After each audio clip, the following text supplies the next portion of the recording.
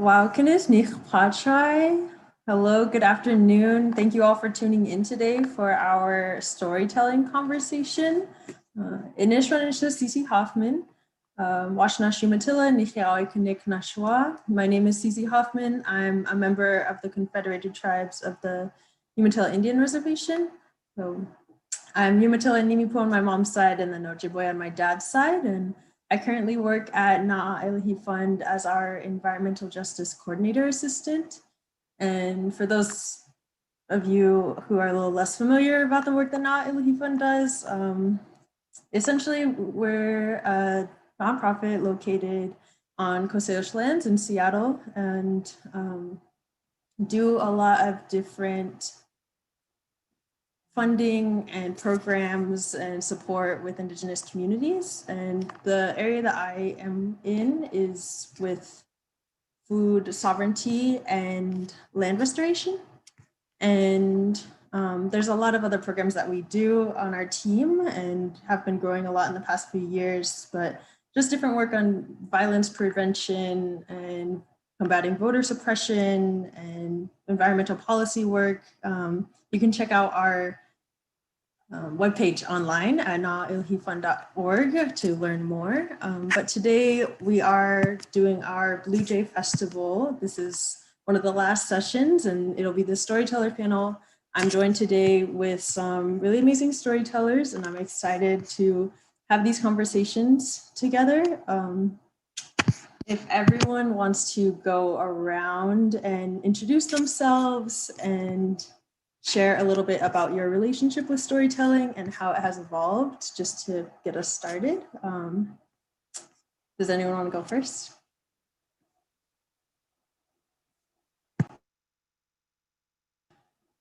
Everyone's drinking coffee. Natasha? I'll go first. Slachel, Natasha Gobin, Seed Stat, Stohobs, Chud, Chada, Snoqualmie, Chud, Chadas, Puyallup, Chud, Chada, Sauk-Suiattle, Soyat, to all Chud, Duhlelap, Gobin, Young, Tibadali, Gwed Ishid, Hill Price, Skoyali, Gwed Ishid, Obs, Budbadat, Chud, Akwe, Salalat, Dos Chowatil, Chud, Chada, Dof Squad, Chud, Chada, Dof Sugusalik, Ati, Dof Lushootseed. Good afternoon. My name is Natasha Gobin. I am of Snohomish, Snoqualmie, Puyallup, Sauk-Suiattle, and Skagit descent. I'm a member of the Tulalip tribes. My father's side of my family are the Gobin and Young families, and my mother's side of my family are the Hill and Price families. I am a mother of 5 children, and I have been a student, a speaker, and a teacher of the Northern Lushootseed dialect for 20 years now. When I was a child, I remember hearing traditional stories from my grandfather. There was a huge open field across from their property, and I recall the stories of the basket lady. And in my young mind, I could imagine this giant woman where you would see her head coming through the tops of the trees. And that was like one of my earliest memories of hearing traditional stories. And that always sat with me. Through my work as a language teacher, I've had the privilege and honor of being able to dig through some traditional stories that are in our archives. It's been a part of my job to be able to pass these stories on to my students and to our community. And now, especially being a mother, I am utilizing those stories to keep my kids in line, to pass down our traditional teachings, and to give them the experience that I had growing up as an Indigenous woman growing up on our res. Thank you.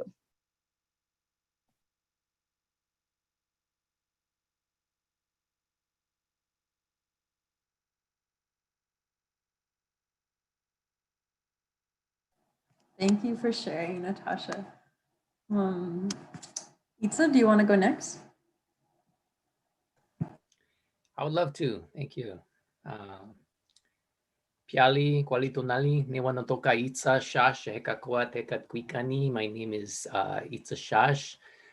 Happy to be with you all today. I mostly identify as Indepino, and on my father's side is descended from Nahua, Warm Springs Apache, and Chichimeca people. And my mother's side descended from Ipugao and Cebuano people. Storytelling. So my relationship to storytelling, it's been a lifetime relationship. So I was thinking about it, and I was thinking, well, there's lots of layers to that. You know, I think about what my relationship is to it, and I think right now I've been really sitting in my relationship with it as being a teaching I got since moving out to Washington, which is where I live now. I grew up in Colorado, but someone said something that that the teachings aren't legends; they're just you know, the stories aren't legends; they're teachings. It's like kind of one of those teachings that you hear that you always knew, but when someone said it, it was like, yeah, I like that. And so I've been that's been my relationship with stories lately, is really sitting with that the last couple of years and letting that part of our relationship guide me. And my relationship has changed over time. It's kind of like any long-term relationship. There's can be lots of layers to it. So that's another layer to it. I think we're all storytellers in different ways. And of course, I grew up with a lot of ceremony and kind of traditions, and some stories were really simple. Like when you grow up in there, like, you know, it wouldn't be a big deal. You maybe be in sweat or Temascal, and someone be like, oh yeah, that tobacco there. Yep, you know, hummingbird went and got that from the lion one time. And that'd be like the whole story, you know. And so, you know, I like the simplicity of those stories, and you know, and then things changed. I think when I got older, my father was a storyteller, but also, you know, storyteller for a living. He traveled around a lot to the East Coast, and would tell stories in schools and different cultural places, and that was good for me because he always encouraged me to like tell stories as well. You know, I think that's instilled a lot of good skills, you know, how to be comfortable talking with crowds and expressing myself. But there was also an element of it where it almost felt like entertainment, you know, which is not always bad. It's also a good skill, but it's different, you know. So went through that kind of thing, and then like I said, I think most recently, really returning to the idea of kind of what we always knew, you know, as the stories being teachings, and not just legends, you know. And that's kind of where I've been letting my relationship go with the stories, and letting them guide me. Glad to be here, and thank you for having me.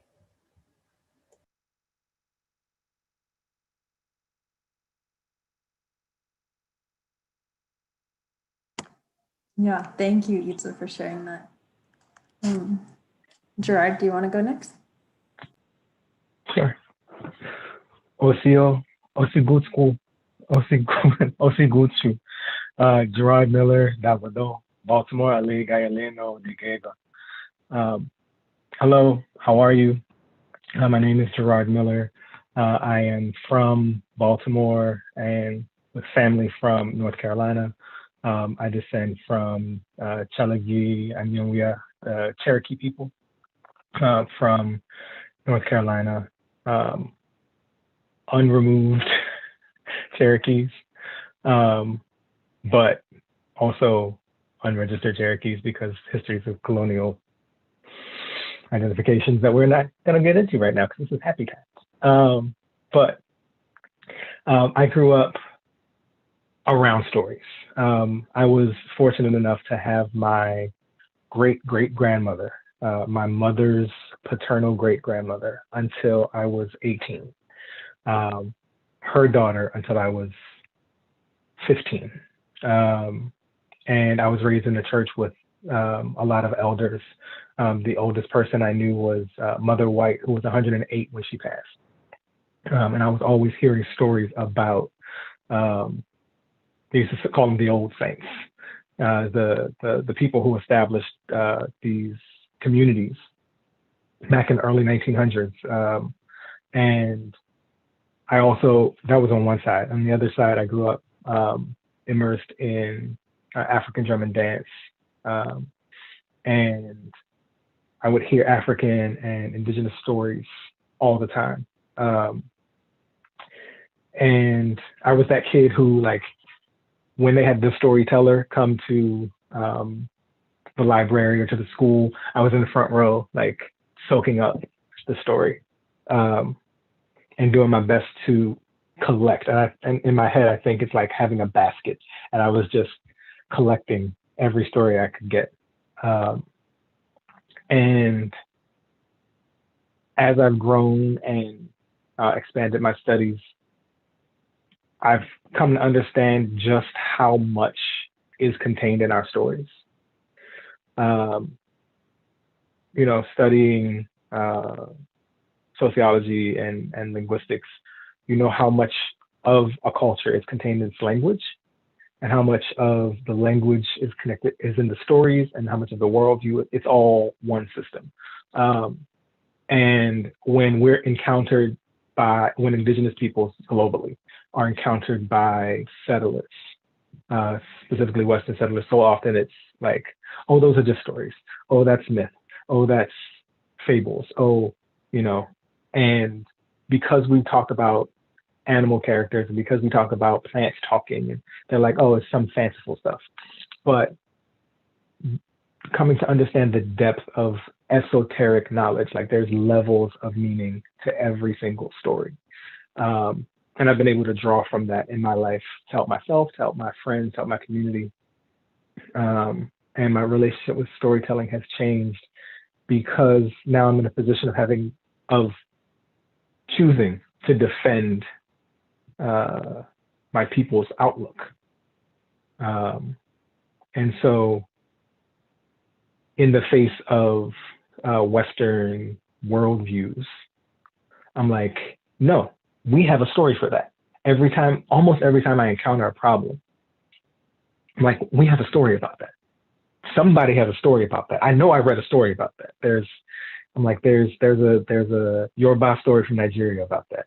There's a Chalagi story about that. I heard an Anishinaabe story about that. Like and so my position now, my relationship with stories now is drawing from that wisdom to share, especially in moments like this where folks are wondering, okay, if we divest from this system, what else do we have? What else do we do? And I'm like, we have our stories. We know what to do. Just listen.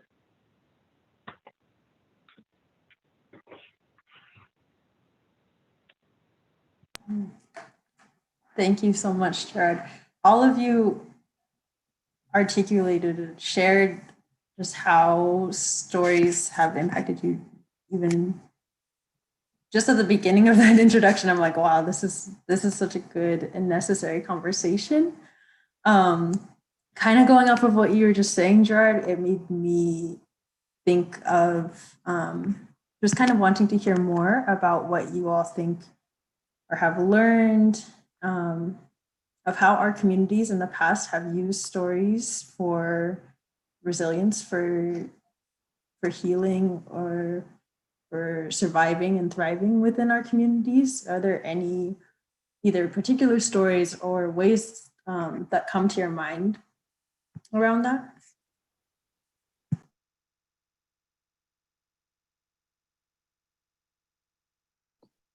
For me, the resiliency of coming from an oral language and having that history passed down for countless generations since time immemorial, to know that we are here today and we are still hearing the stories and we are still passing them on. There is so much power in that. When we've had to take these stories to defend our place, defend our presence, you know, the whole idea that we are still here. We are not this textbook ancient being. We are still alive today, and we can explain how we have survived all of this time through each of these traditional stories.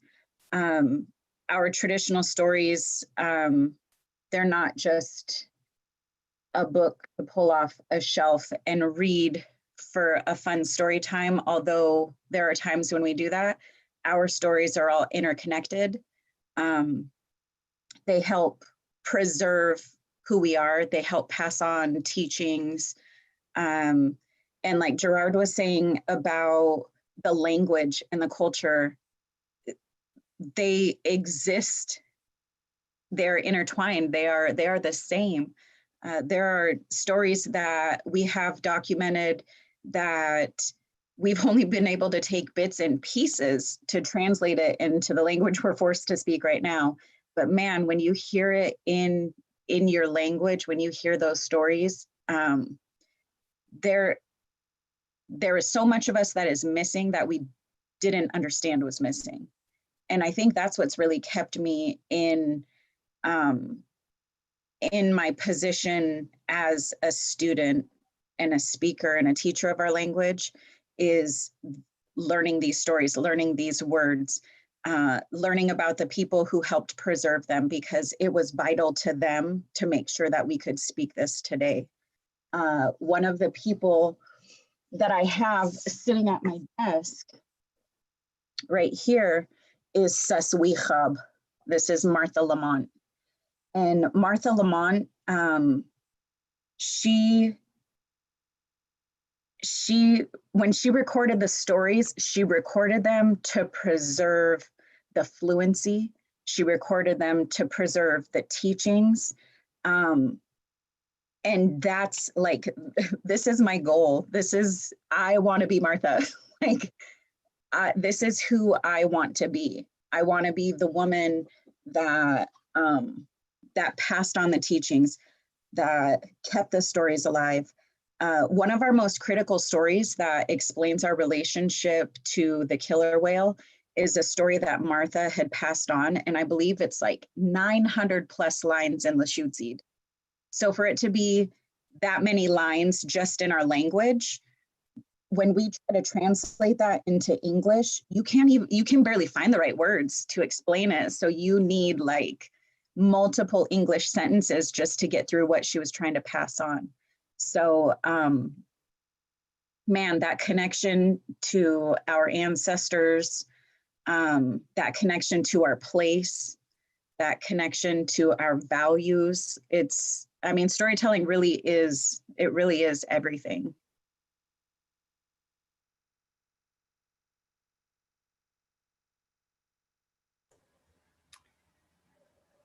Yeah, thank you for sharing that picture. That was beautiful. That really got me thinking about someone who I've been reading lately, and they call it poetry, right? But someone also said, like, natives didn't have poetry, we had stories. I heard someone say that one time, and I like that. And this person in particular who I'm thinking of is who I've been reading lately. They're named Nejawalkoat, right? Was a Nahua person. Many people are familiar with them, and their poetry was written pre-contact, right? And I guess I'll go into a little bit about just some background with my Nahua people on that side. Some of us had written history too, right? Pre-contact. So there's that. Our written history, a lot of the books were burned and such, but we still have some of them, but it only documents back maybe like 2,000 years.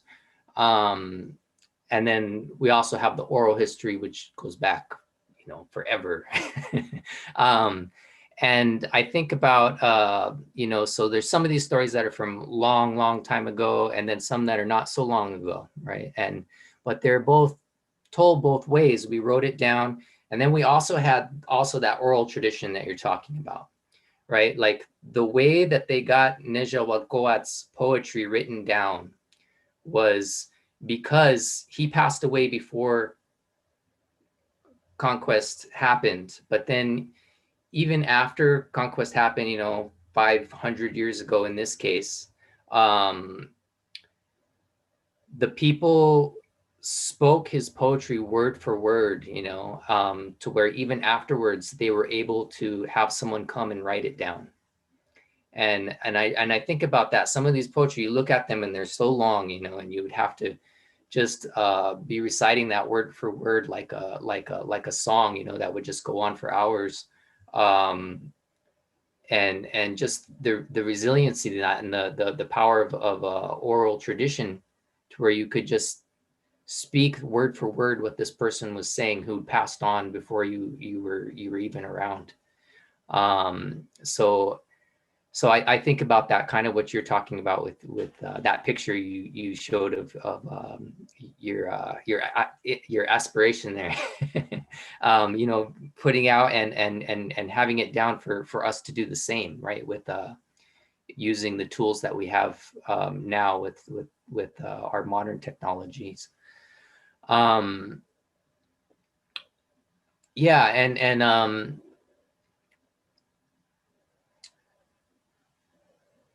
so that I guess that talks a little bit about the resiliency, right? What that was your question, was talking about the resiliency. I think that speaks to that, you know, that helps us. It helps us understand everything, our not just our lessons, but also our history, right? Understanding where we come from, and just having all those tools for explaining our history, right? That's where a lot of, I think, resiliency and power comes from, is having control over one's own narrative and understanding that.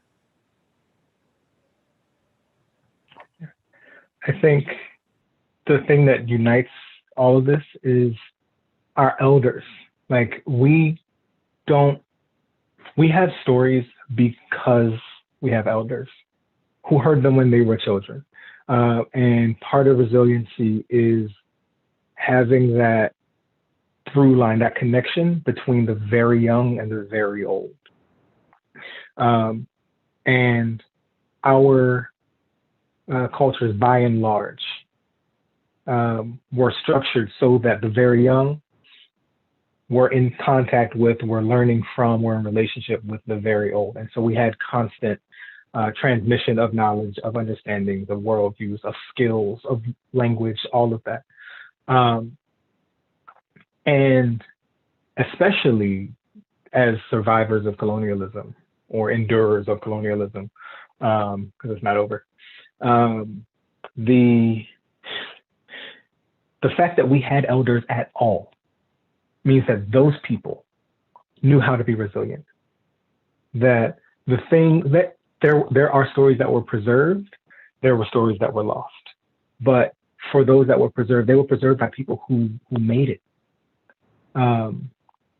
And so there's so much in, like, and the stories that they passed down were often the ones that helped them to survive, that helped them to resist and persist. We only have stories because elders. We only have elders because we have stories. Yeah.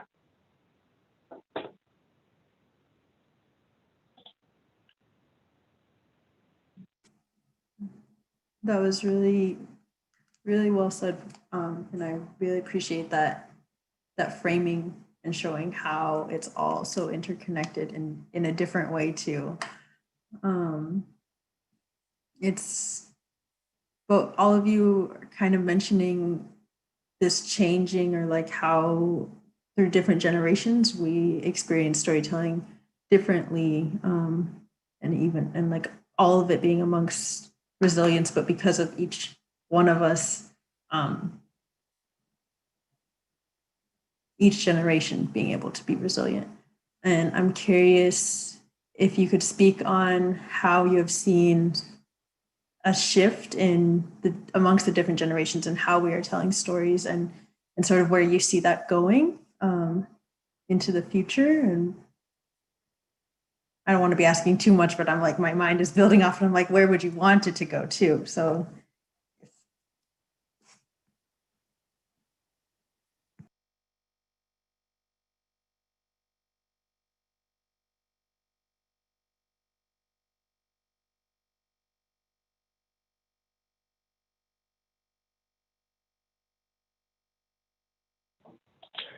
So,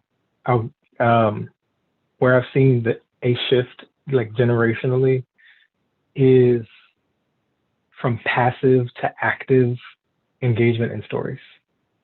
You know, we've moved away from just sitting in a circle and listening to the one person talk. It happens and it's still necessary, but less passive enjoyment. And I feel like more nowadays, when people hear a story, they understand more the need to keep it, to hold it, and then share it around, like situations like this, sharing stories. And I think a shift that I would like to see, or I can envision moving forward, is everybody has their basket of stories that they're collecting, and they're collecting stories from their own people in their own areas, but they're also like swapping, the way we trade seeds, they're swapping stories with other people, and saying, okay, I can help keep some of your stories, you help keep some of mine, and if we need to one day come back, we can, you know, grow them together.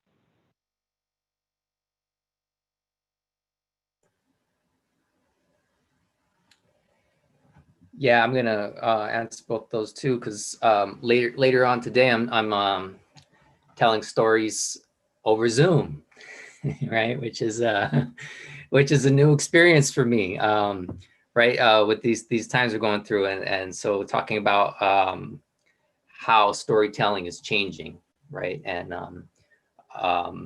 you know, Natasha there was talking about that elder who recorded down the stories for them could get word for word, you know, and that's new also, right? It's not something we had before. And you know, I've heard, for me, it's like it's different tools, right, that we have nowadays to use. And I like it, and I like using all the different ones. I also, you know, I like poetry even, you know, I write some poetry and stuff because, you know, we don't have poetry, we just have stories. And for me, that's another way that people are doing it now, to express certain things. And there's lots of ways that people tell stories. We're all storytellers.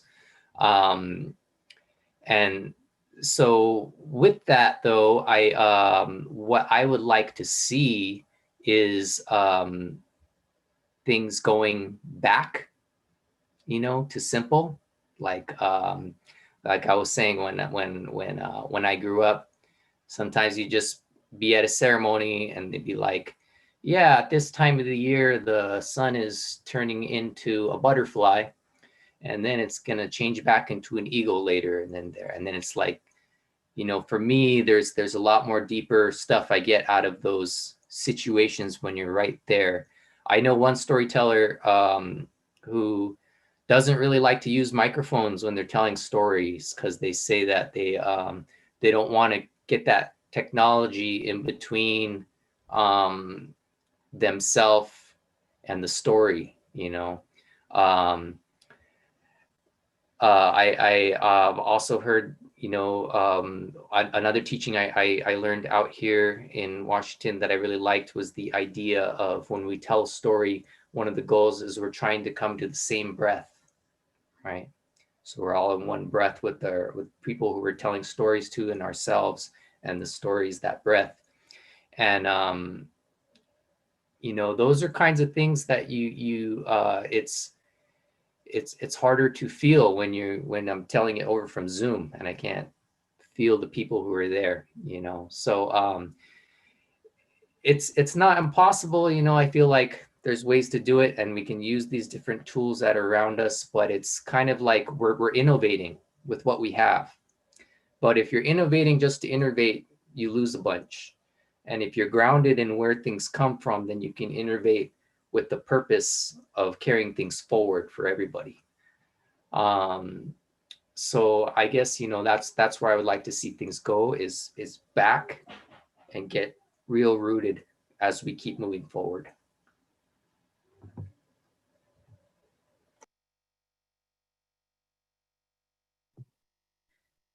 For me, the question kind of took me to a couple different places. The first thing that came to mind is the generational trauma that affected storytelling.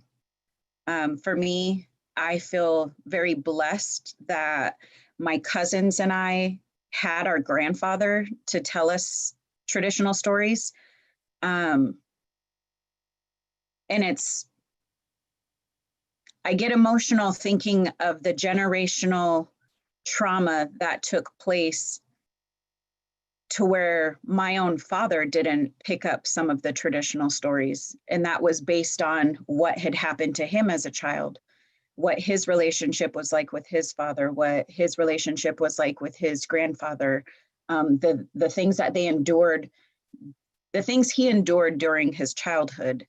And I, you know, I have kids that I wish they had that time with my father to be able to hear traditional stories. But then we think of how, you know, the discussion of how things change and newer, you know, the discussion of newer traditional stories. So although it's not the typical traditional story that I heard from my grandfather, my dad does have some stories to share that are just as vital for him to pass on to my children. And although my dad doesn't necessarily share that with me, I know that's something that he shares with my kids. So that one, I mean, it really does get emotional to think of the trauma that each of our generations have endured and the weight that it puts on our shoulders to learn the stories, to pass them on, to document them, whether it's documenting them by telling them over and over to yourself, or by recording them, or by writing them down.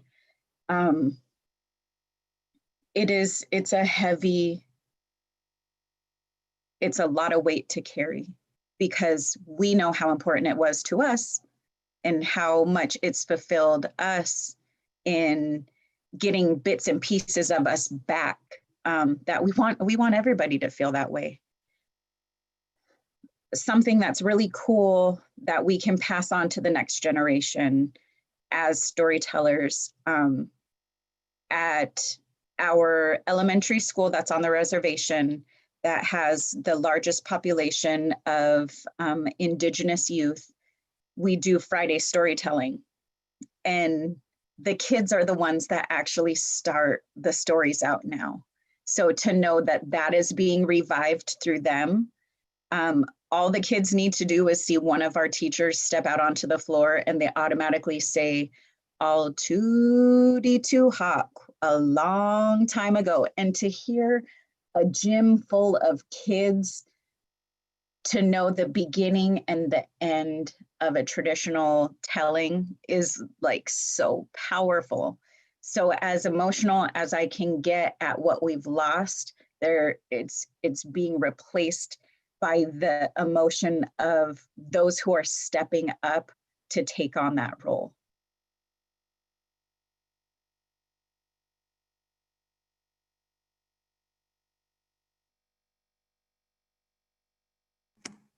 Thank you so much, Natasha. That I was feeling that. I could tell y'all were feeling that too. It's really powerful.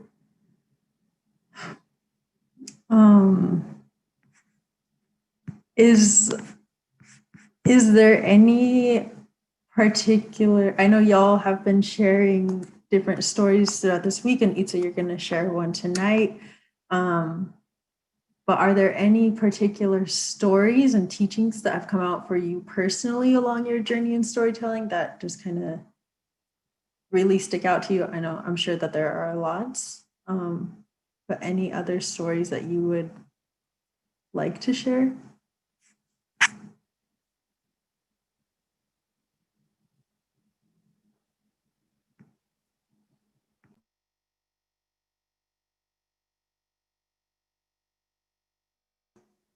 Maybe not like a whole story, but like what, like a teaching that you're like, oh, I remember I heard this story before, and that teaching that came from it really impacted me, and I think about it all the time.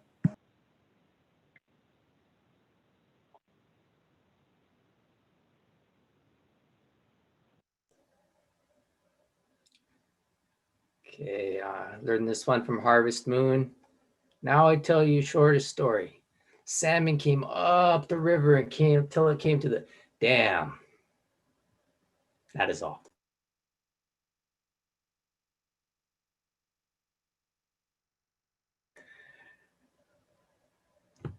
So yeah, I guess you know, brings some laughter, but I can't think of really anything in particular that really sticking out. There's you know,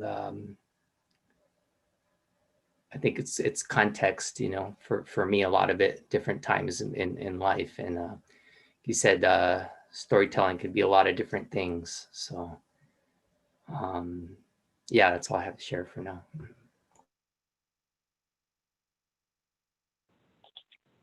My first story, and the one that comes to mind right now, I heard it. It's an East African folktale. It's told all over, but it's the cowtail switch. I'm sure a lot of people have heard in different forms. It's been written down in books, and it's a favorite of storytellers. But it's a man has several happy family with several children. The number of children changes. Often it's like 12 children, and the man goes traveling. He's either hunting or he's trading, and he's like, I'm going to be gone for a certain amount of time, and he goes, and he doesn't come back, and they wait the traditional mourning period, and he goes, and he doesn't come back, and then they have ceremony where they say, okay, he must have died. But the mother, as each of the children grows up, she tells them about the father. She says his name, she talks about him, and they grow and they grow and they grow and they grow. And they all, like, each of the, and the story of sons, each of the sons comes up and they take on an aspect of who their father was, his intelligence, his insight, his heart, his bravery, all these things, and comes to the one son, because he was his wife was pregnant when he went away, and as they're all going out, they finally go out and they find his body, and they bring it back to the house.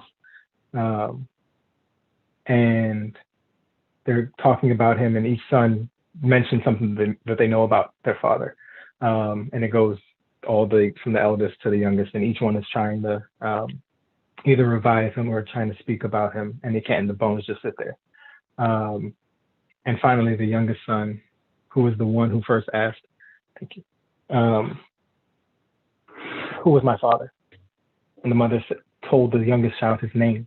And it was when the youngest child says his name that actually the bones take flesh and the flesh takes skin, and he comes back. The moral or the story is a man is not dead until there's no one left to speak his name. And it kind of fits with everything we're saying here now. It's like, we have to remember the names, we have to remember the words, the language, we have to hold that, and we have to pass it on to the youngest, so that we can continue, so that we can live, so that those people who were before, the elders that we called out here today, can live.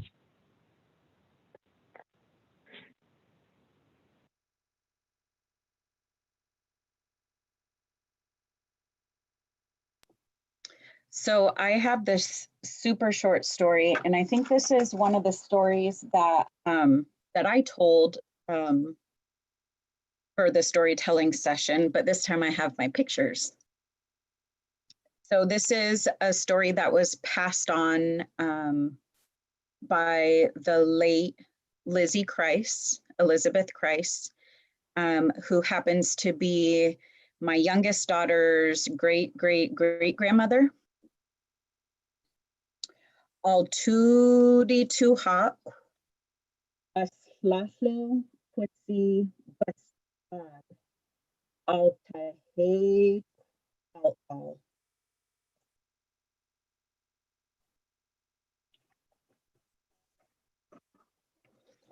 Dayai hue quiguasiaya, hoi gual quadada,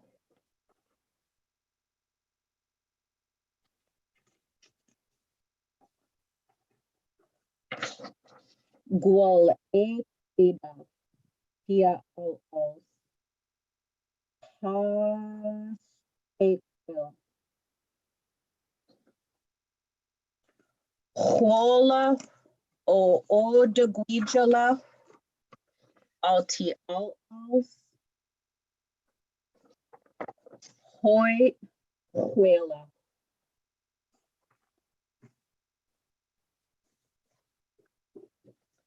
Shub bastad.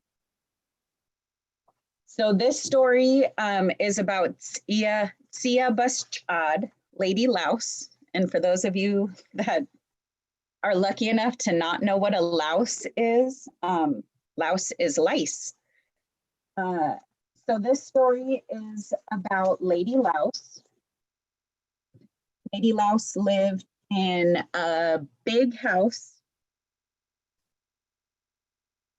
She was all alone. She didn't have any friends or relatives.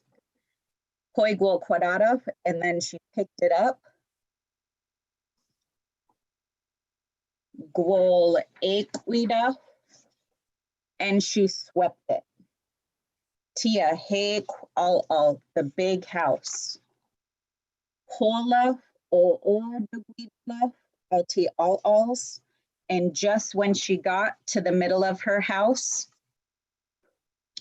hoi huela, she got lost. Shabsho bastad, Lady Louse disappeared. What I love about this story is no matter how many times you hear such a short story,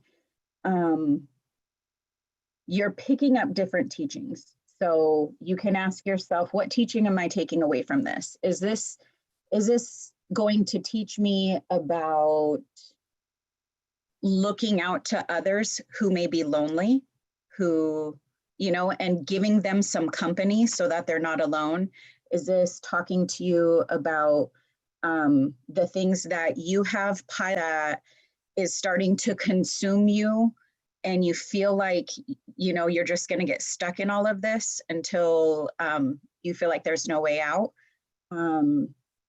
Is it, you know, you could look at materialistic, about all of this stuff that you have piling up around you that is really unnecessary, and what it could eventually do to you. So I feel like even this simple, short story, it's not just about a louse. It's not just about the condition of where she was living. There's so much into that.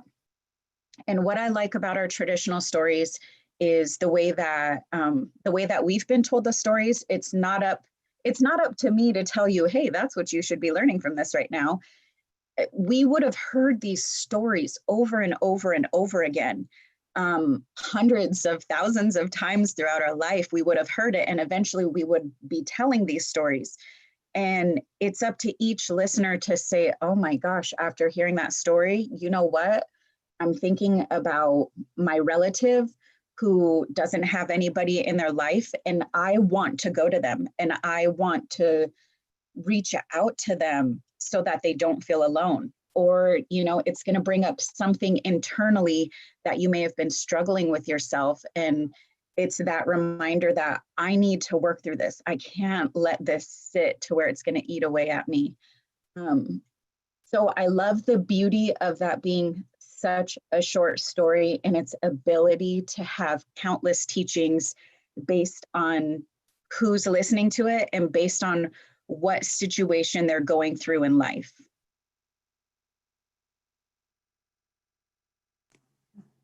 Thank you so much for sharing that. And thank you for the pictures too. Thank you all for sharing those stories. I know that I kind of put you on the spot and asked you to share them, but I'm sure as storytellers, you're kind of used to that. So I don't feel too bad about it. I'm kind of building off of how you were just sharing the different interpretations that people hear and experience of the stories and their teachings. I'm curious if you have seen any common thoughts or teachings coming up around stories right now amongst the pandemic, or how have you seen any stories like shifting or shaping, or you like of how people are interpreting them or how you are telling them right now that have been especially helpful?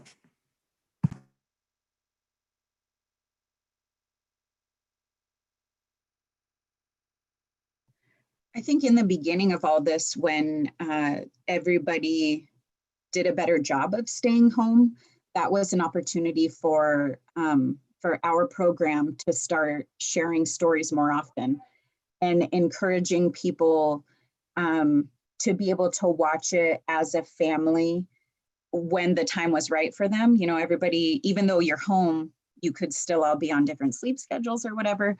But with everybody being at home, that gave us a better chance to record stories and to pass them on and to pass out resources to families.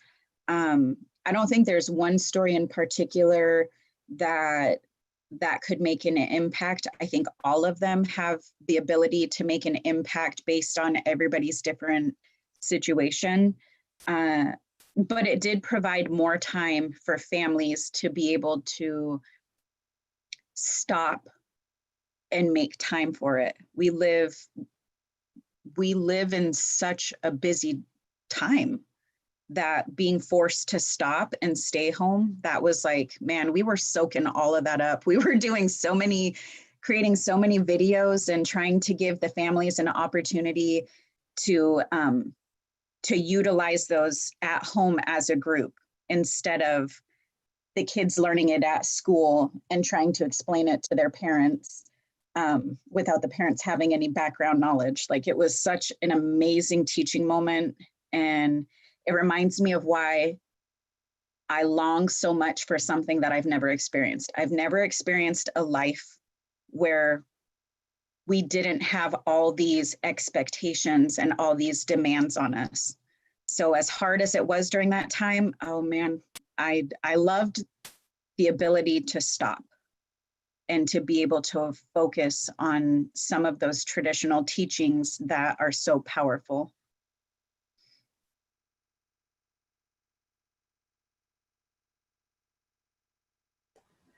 Can you say the question one more time, Cece? Yeah, kind of to go off of what Natasha was saying though too, that reminded me of what you were saying, Itsa, of what you would want for the future of storytelling is kind of going back, and that slowness and not having to fulfill any of those like productivity and expectations. I just feel like I wanted to make that connection real quick that I was seeing. But what I was asking was more around how have you seen any shifts in storytelling lately while being in the pandemic, like the stories kind of changing, or as Natasha was saying, it's not as much as the stories needing to change because we can always get lessons from them, but have you seen any kind of like focused interpretation around the teachings for us being in the pandemic? Okay. Yeah, so like I was sharing earlier, I think, for me, it's been the biggest shift for me in my storytelling in the pandemic. I guess I'd approach it from two ways. One being when I share stories with others, and then kind of where I've gone with it myself, as far as learning more, having more time to look into more old readings and things that were written down, and everyone's doing the Zoom thing now too, so it's kind of cool that I can tune into like a bunch of other storytellers that normally I wouldn't be able to see very often, and get to hear them tell stories. And I'm in that same boat, right? Using the Zoom and everything. And so that's one of the biggest changes, I would say, is learning to adapt to that.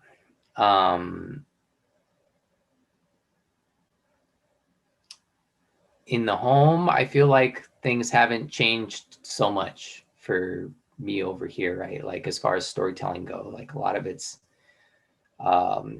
my life isn't that different, kind of like to be a homebody anyway. And so, I still have time with my family, and my son who's almost 2, so I still have time to tell him stories and things like that. Different getting on the same breath with the 2-year-old. And then the other places I've been asked to do have been mostly Zoom, and so I was asked to do some stuff with schools, which I haven't done yet, Zoom yet, with the schools that I usually do. So that's going to be an interesting experience. But I have done some with children's groups at like the Children's Museum here. And that was actually in person. And I didn't feel like a huge change with that either. It was, a lot of it was again, just kind of feeling where everyone's at, and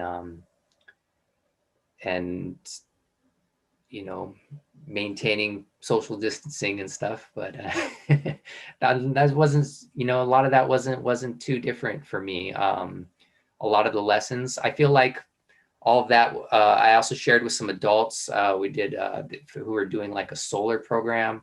So I talked some stories with them about the sun, and that was my first Zoom experience. And I feel like for me, the major changes have been what I've been learning, and maybe I'm wrong. Maybe I'm wrong. Maybe there is differences that people are learning, but they just didn't share with me that are particular to the pandemic.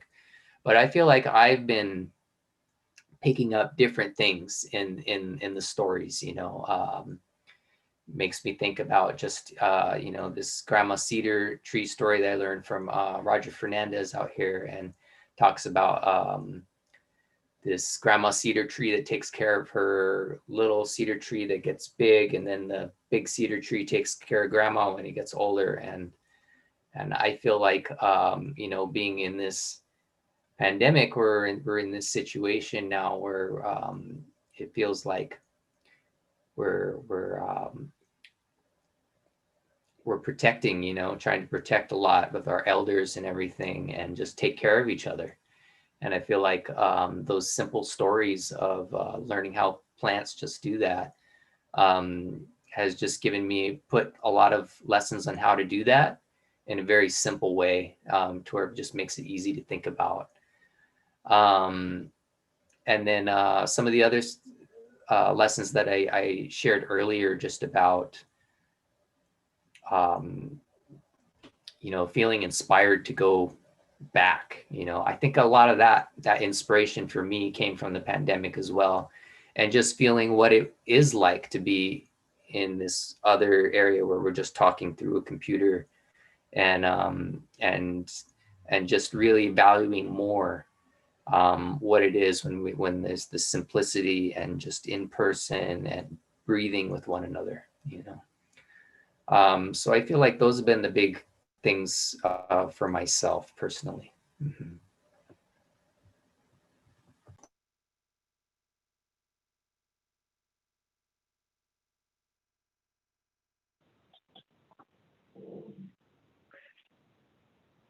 So last night was my first time telling stories digitally, like through Zoom. For me personally, it sucked. I have not watched like my experience as a teller. It's like, because I didn't have the audience, I didn't have the babies there to talk to, I didn't have the elders to look to for like, am I doing this okay?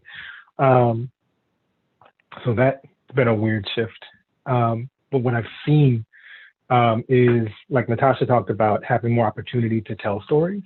And Itsa talked about being invited to tell stories, but I've seen more people reaching for stories during this time. A lot of my friends have gone either to stories that they hold themselves, or they've reached for books that contain stories and have told them in YouTube recordings and Zoom calls and all of that.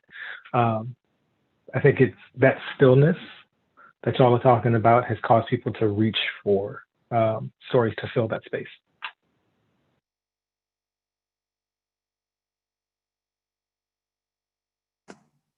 Yeah, that makes sense.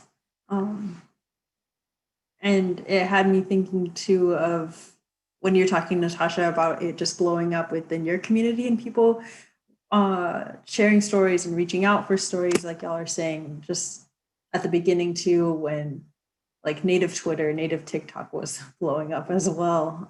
People just wanting that connection in that way, in a modern way, while still being home. I'm being cognizant of the time, and I want to make sure that for the folks watching, if there are any questions that they want to share, to ask the storytellers, that we could do that right now. I think you can let me know if I'm wrong, Katie, but you can ask through the YouTube or wherever they're watching it on the live stream. Okay.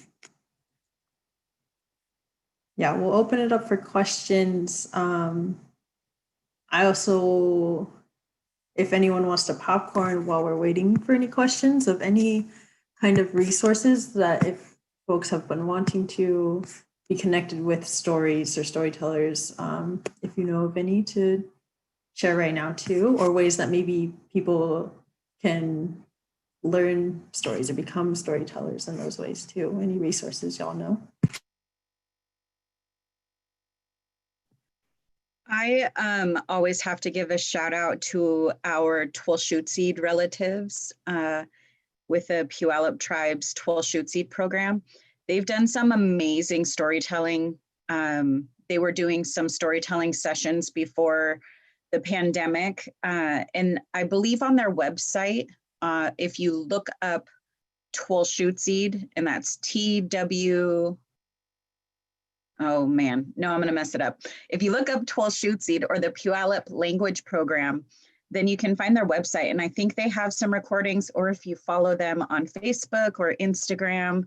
I am such a fangirl of the stuff that they put out for language learning and how much they utilize storytelling as a way to pass on teachings. So I always got to plug our relatives from down there.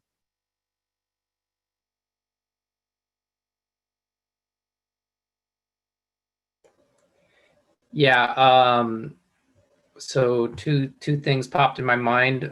One, since moving to the Northwest, one great resource that really helped me get connected to the storytelling communities out here in the indigenous communities was the Northwest Indian Storytellers Association. And I haven't been as active with them because, like I said, my son is about 2. So for the last 2 years, I've been a little bit not following up with them as much, especially with the pandemic and everything. I believe, if I'm not mistaken, it was a lot of it was based out of Portland, but I believe a lot of the storytellers began their own branch out here, just focusing more on Washington. And I think they're calling it Wisdom of the Elders. I could be mistaken on that though, but I'm sure if you do some Googling, Wisdom of the Elders or Northwest Indian Storytellers Association, you probably find a lot of the community members out there and find some resources.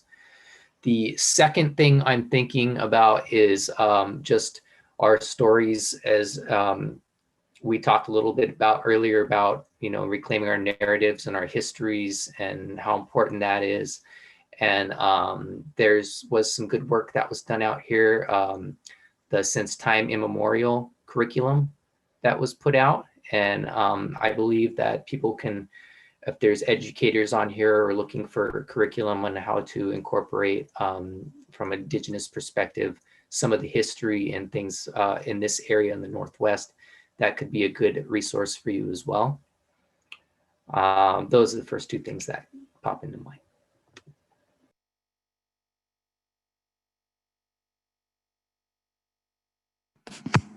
Okay, and we can share those on our either maybe on the live and then also on our social media pages too, those watching. Gerard, if you want to add any other resources. If not, there was a question, I think for Natasha, of how did you learn your native language? Then if y'all also speak your languages, you can add to. So I grew up hearing about 5 words: dog, cat, owl, potato, and then a bad word, like the only bad word that we have.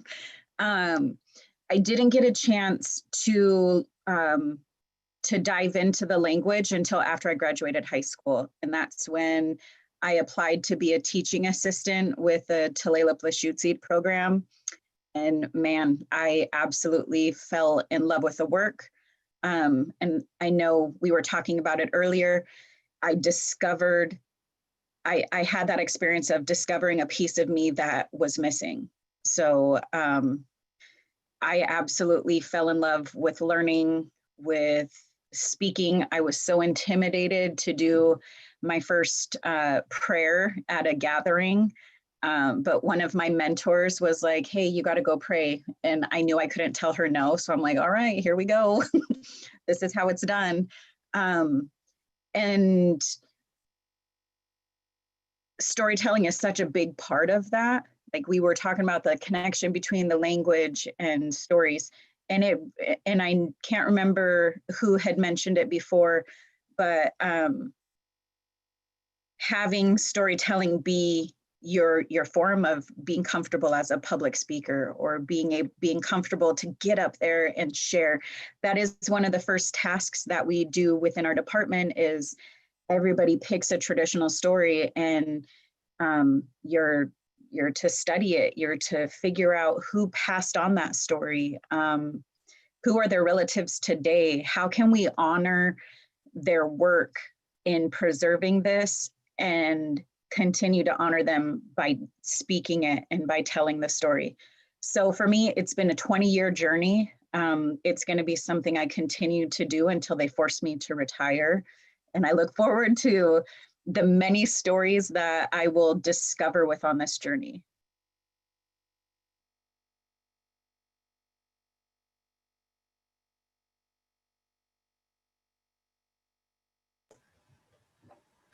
Yeah, I'm still learning my language. I'm not fluent by any means. And I have to pick and choose too, because I'm descended from multiple tribes with like lots of different languages, and so really none of the community that I live with in my immediate vicinity, I don't know any fluent speakers, and also, being out here in Northwest, Salish territory, which isn't like our traditional territory. But we do have a Kalpuli out here. We have like, that's our traditional, one of our traditional groups of like, 30 families that will travel together and do ceremony and stuff. So we have a kalpuli out here, multiple kalpulis actually. So we still have that, but that's on my Nahua side. So that's kind of like the community that I mostly associate with when I'm living out in this way, because it's where we can practice ceremony together and language and things. And with that, it's there's still a lot of the Nahua people who are out here in the US. There's not a lot of fluent speakers in that language, but the language is more accessible, I think, than a lot of indigenous languages. We have over 1 million fluent speakers, and you know, multiple dialects and everything. So I've actually been able to learn that one even more so in the time of the pandemic, because just like how people are reaching out to do storytelling things online, people have been doing language classes online. And so I feel like that's been kind of one good thing that's come out of this for me, is being able to dive deeper into the language through that as well.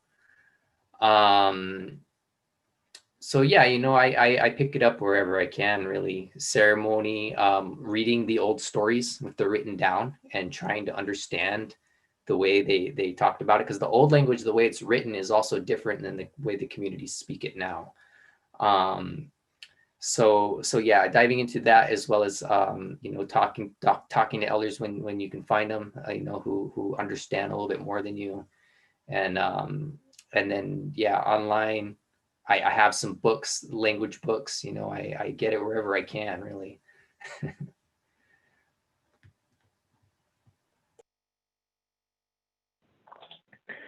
I started trying to learn Salivigawani in 2011. No, it's 2010. I was a linguistics major in school, so I had a slight advantage on access to the pedagogical stuff. But resources on learning Cherokee language is limited. There have been books, and I have gotten a few. The best two things have been the Mango Languages app. When they first started, they've shifted away from this now, but when they first started, they were focused on rare languages or endangered languages.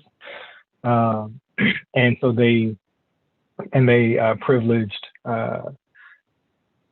Chalagi, Diné, some Athabascan languages, even like they had Iskata, Basque language.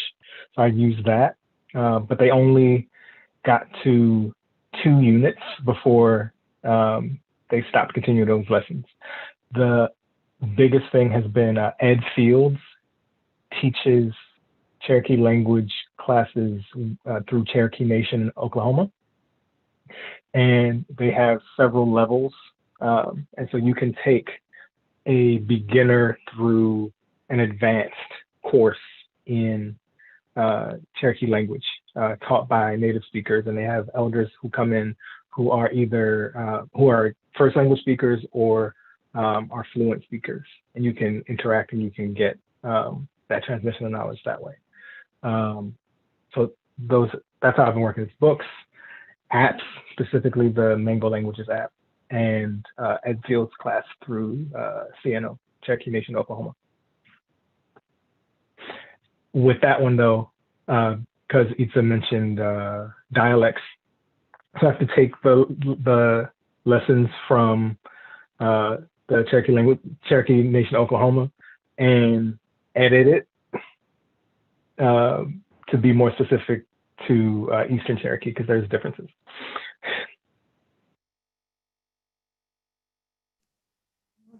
Thank you all for sharing that. And I like how it ties it back to how you were each saying how important, just how much language is connected with story. And I think that if there are no other questions, we will close out unless anyone wants to add any last things. I just want to say thank you, Katiyaya, to each of you. And thank you to everyone watching and tuning in. This has been such a really grounding conversation for me to be a part of. So thank you for sharing your knowledges on this Zoom, this way with each other. And this is one of the last sessions for the Blue Jay Festival tonight at 6 p.m., right? For Itsa, we'll be sharing a story if you want to get some more storytelling. And again, you can check out more information about, oh, and Natasha, you're sharing tomorrow too. Okay, sorry. Natasha is sharing tomorrow as well. And then we'll be closing out for the Blue Jay Festival. But some more opportunities for stories, and check out Illahee Fund on social media, Instagram and Facebook, to learn more about the organization and some of the resources that y'all mentioned today too. Thank you all. Thank you for being an awesome host, and for Illahee Fund and all the amazing work you all do. So yeah, thanks for having us. Thanks for the opportunity. Ski, Ale Donadago Hanti.